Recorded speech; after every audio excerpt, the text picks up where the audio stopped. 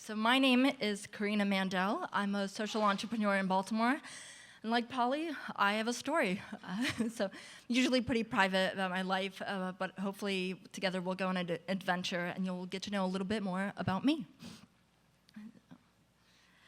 So things started off great. As a young girl, I learned ballet, I loved playing with my dog, and practicing piano. The biggest difference is that I did all of these things in Ukraine, where I was born. I grew up shortly after the Soviet Union had collapsed, and Putin would soon be elected to join the patriarchy of Russian political power. Marx, Engels, Lenin, Stalin, in contrast to the American forefathers like Washington, Jefferson, Lincoln. Communism meant that government always knew best, while we had Russian folklore and dance that offered us this deep, rich cultural identity. Religion had not been a part of my life at all. Yes, that is until my grandmother baptized me Russian Orthodox. I remember getting a golden cross, water on my forehead, and an overwhelming silence as we walked through the large cathedral. A year later, I came to America, moved to Pikesville, the Russian Mecca of Baltimore, and began to discover a new life in America. But it was short-lived. My parents got divorced, our family dog died, and times were really rough. After the divorce, my mother and I moved to Ogden, Utah, where Mormon missionaries offered to help raise the children. There was just one condition. I had to be baptized Mormon. Fun fact, the DC temple that you see on your drive is the largest of any LDS temple, and the first one built on the East Coast.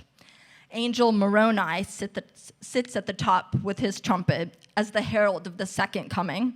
And Utah is home to infamous Mitt Romney, of course. A year later, I came back to Baltimore, and my father enrolled me in Jewish day school. He was shocked to learn I'd already been baptized Christian twice. Turns out my grandmother was worried about anti-Semitism, and my mother had baptized me Mormon in Utah. So in fourth grade, between learning fractions and hopscotch, I got called a communist. I was teased for eating salami sandwiches, and I quickly assimilated to avoid further teasing about being Russian from my classmates. By the end of fourth grade, though, my father had become abusive. Goodbye to him and hello to 3 years of foster care. Fortunately, I was able to stay in my middle school thanks to my generous principal, who I love. And the silver lining of getting adopted when you're a teenager versus when you're a baby is that you get some choice in the matter. 1, a Christian family with 5 kids. 2, a Christian single mother. Or 3, an older Jewish couple. Well, the Jewish couple adopted me and wanted me to have a bat mitzvah, which would have been perfectly fine except for being Russian Orthodox Mormon. So, to nullify those baptisms, I received a Jewish baptism in the mikvah, because that's how it works, right? In high school, I played sports, learned secular and Jewish studies, and started dating. Too bad the head rabbi of my school thought that if I brought my Christian boyfriend to prom, I should get turned away by the police. Rather than following my classmates to College Park or Towson University, I inadvertently ensured I was the only Jew at St. Mary's College of Maryland. Funny enough, it used to be an all-girls Catholic seminary before becoming a public school. After graduation, I flew to Ukraine to take care of my younger biological sister for 2 years. And Mormon recruiting efforts never ceased. Pitches like, Jesus was a Jew, so he'd want you to come to church. Then, returning to Baltimore again, I began my career and hoped to salvage my connection to Judaism.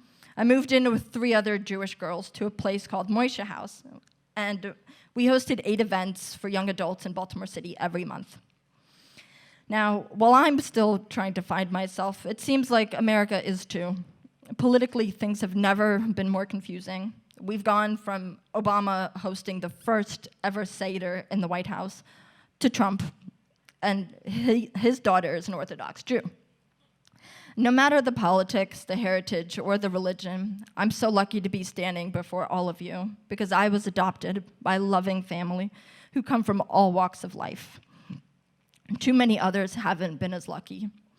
So some people collect stamps, some people get multiple degrees, but I've been baptized several times. So hopefully I have all my bases covered. So take time this holiday season to learn about the adventures of people in your life, because you never know what you might find out. Thank you.